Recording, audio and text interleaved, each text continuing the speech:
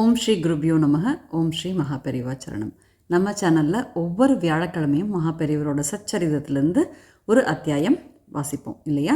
அந்த அத்தியாயத்தில் என்ன சம்பவம் இருக்கோ அதை நான் உங்களோட பகிர்ந்துப்பேன். அந்த வரிசையில் இன்றைக்கி ஏப்ரல் 2 வியாழக்கிழமை நம்ம அத்தியாயம் 39லையும் 40லையும் என்ன சம்பவம் அப்படிங்கிறத பார்க்க போகிறோம். அதாவது ஒரு பரம ஏழை பரம சாதுவான ஒருத்தர் அவர் மகாபெரியவாளை பார்க்குறதுக்காக வந்திருக்காரு. அப்போது மகாபெரியவர்கிட்ட என்ன சொல்லியிருக்காருன்னா, இந்த மாதிரி எனக்கு சம்பாத்தியம் கிடையாது, ரொம்ப ஏழை, நான் எந்த விதமான ஒரு சந்தியாவந்தனமோ அந்த மாதிரி எதுவுமே நான் பண்ணுறது கிடையாது, பணமும் இல்லை, அதாவது இகத்துக்கும் வழி இல்லை பரத்துக்கும் வழி இல்லை, இந்த மாதிரி இருக்கும்போது நான் என்ன பண்ணுறது பெரியவா, இனி எப்படி நான் வாழ்க்கை போகுனே எனக்கு தெரியல அப்படின்னு சொன்னாராம். அப்போ மகாபெரியவர் சொன்னாராம், ரொம்ப ப்ராக்டிக்கலாக நீ ஆற்று பக்கத்தில் இருக்கிற ஒரு கிராமத்துக்கு போ, அங்கே நிறைய வீடுகள் பூட்டி இருக்கும், அந்த வீட்டை ஏதாவது ஒரு வீட்டை நான் பராமரிச்சுட்டே நீ தங்கிக்கிறேன்னு யார்கிட்டையாவது கேளு. அதுக்கப்புறமா அந்த ஊர் போஸ்ட் ஆஃபீஸ்லேயே இந்த மாதிரி ரெஜிஸ்டர் தபால் அனுப்புகிறவா, டெலிகிராம் கொடுக்க வந்தவா, இந்த மாதிரி நிறைய லெட்டர் ஏதாவது எழுதி கொடுக்கணும் அப்படின்னு சொல்கிறவெல்லாம் நிறைய பேர் வருவா இல்லையா? அவளுக்கு முன்னால் முடிஞ்ச உதவியை பண்ணு, அவள் என்ன கொடுப்பாளோ அதை நீ வாங்கிக்கோ, அது உன்னோட இகத்துக்கு ஒரு வழியாகிடுது. அது தவிர டெய்லி காத்தால் நீ காயத்ரி ஜபம் பண்ணு, சகஸ்ர காயத்ரி பண்ணு, அது உன்னோட வரத்துக்கான வழி. ஆனால் பொய் சொல்லக்கூடாது, முடிஞ்சளவு நல்லவனாகவே இருக்கிறதுக்கு நீ முயற்சி பண்ணு அப்படின்னு சொன்னாராம். அவருக்கு ரொம்ப சந்தோஷம். ஏன்னா இவ்வளோ சிம்பிளாக ஒரு பரிகாரம் சொல்லிட்டாரு, நம்மளால் முடியாத மாதிரியெல்லாம் எதுவுமே சொல்லாமல் அப்படின்னு சொல்லிட்டு ரொம்ப நிகழ்ச்சியோட மகாபெரியவர்கிட்ட ஆசீர்வாதம் வாங்கிட்டு அங்கேருந்து கிளம்பினாராம். அதாவது எவ்வளோ ஒரு ப்ராக்டிக்கலான சொல்யூஷன், நம்மளால் என்ன முடியுமோ அதை பண்ணணும் அப்படிங்கிற மாதிரி எவ்வளோ ஒரு ப்ராக்டிக்கலாக அவர் ஒரு வழி சொல்லியிருக்கார் இல்லையா? ஒரு சிம்பிள் லைஃப் அவர் சொல்லியிருக்கார். அது மட்டும் இல்லாமல் இன்னொரு சம்பவம் என்னென்னா, இது அத்தியாயம் 40 கொடுத்துருக்கு.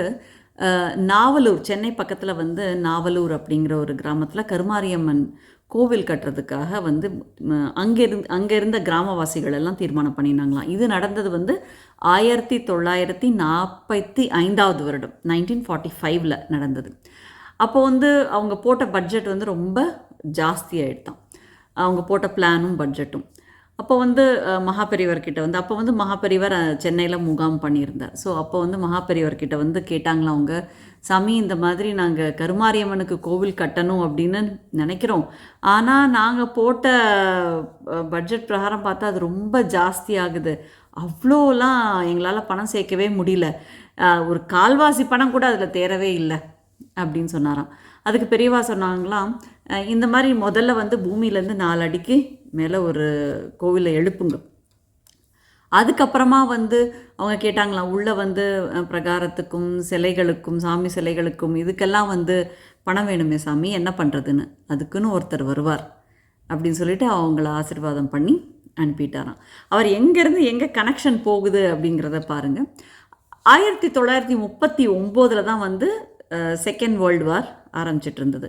அப்போது 1945 வருஷம் இந்திய பிரிட்டிஷ் ஆர்மிக்கு ஒரு மேஜர், அவர் பர்மாவில் அவர் போர் புரிஞ்சிட்டு இருந்தார், ஜப்பானியர்களுக்கு எதிராக போர் புரிஞ்சிட்டு இருந்தாராம். அப்போது அப்போ என்ன ஆச்சா, ஜப்பானியர்கள் தோற்று போகிற மாதிரி நிலைமை, அதனால் கண்ணில் தெரிஞ்சவங்க எல்லாரையும் குருவி சுடுறது மாதிரி சுட்டுட்டு இருந்தாங்களாம். அதில் அந்த இந்திய படையில் தப்பிச்சது இந்த ஒரு மேஜர் மட்டும்தான், பாக்கி எல்லாரும் அதையும் உயிர் பிழைக்க முடியவில்லை.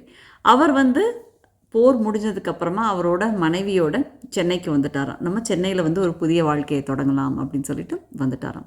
அப்போ ஒரு நாள் கார்த்தால் இந்த மாதிரி வாக்கிங் போயிட்டுருக்கும்போது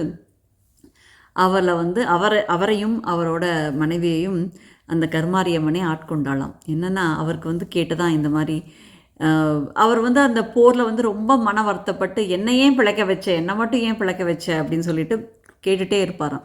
அப்போ அவருக்கு அந்த இது கேட்டதான் இந்த மாதிரி, என்னையே பிழைக்க வச்சேன்னு கேட்டியே, அதுக்கு ஒரு காரணம் இருக்குது, உன்னை பிழைக்க வச்சேன் இல்லையாண்ணா, அப்போ எனக்கு ஒரு கூரை வேணும் இல்லையா, நான் மழையிலையும் வெயில்லையும் இப்போ கஷ்டப்பட்டுட்ருக்கேன், எனக்கு ஒரு கூரை கட்டணும் இல்லையா, அந்த பொறுப்பை நீ ஏன் எடுத்துக்கக்கூடாது அப்படின்னு அவருக்கு கேட்டதான். அவர் உடனே வந்து அந்த நாவலூர் கிராமத்துக்கு போய் அங்கே இருக்கிறவங்கள சந்தித்து அந்த கோவில் திருப்பணியோட முழு செலவையும் தானே ஏற்றுக்கிறதா சொன்னாராம் அவர்.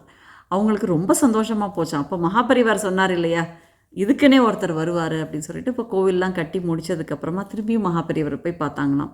பார்த்துட்டு அப்போ சொன்னாங்களாம், நீங்கள் அன்னைக்கு சொன்னீங்களே சாமி இதுக்கு வந்து ஒருத்தர் வருவாருன்னு, அதோ இவர் தான் மேஜர் நாராயணசாமி நாயுடு. இவரும் இவரோட மனைவியும் இந்த கோவில் கட்டத்தோட முழு பொறுப்பையும் ஏற்றுக்கிட்டாங்க அப்படின்னு சொல்லிட்டு அவரையும் அழைச்சிட்டு மகாபெரியவர்கிட்ட ஆசீர்வாதம் வாங்க வந்தாங்களாம். எவ்வளோ ஒரு ப்ராக்டிக்கல் சிம்பிள் திங்கிங் மகாபெரியவருக்கு, எவ்வளோ ஒரு நம்பிக்கை. கண்டிப்பாக வந்து அந்த அம்பாளே தன்னோட கைங்கரியத்துக்கு யாரையாவது அனுப்புவா அப்படிங்கிற ஒரு நம்பிக்கை, அந்த நம்பிக்கையை மக்களுக்கும் அவர் கொடுத்துருக்காரு இல்லையா, அதுதான் மகாபெரிவா. ஓம் ஸ்ரீ குருபியோ நமக. ஓம் ஸ்ரீ மகாபெரிவா சரணம்.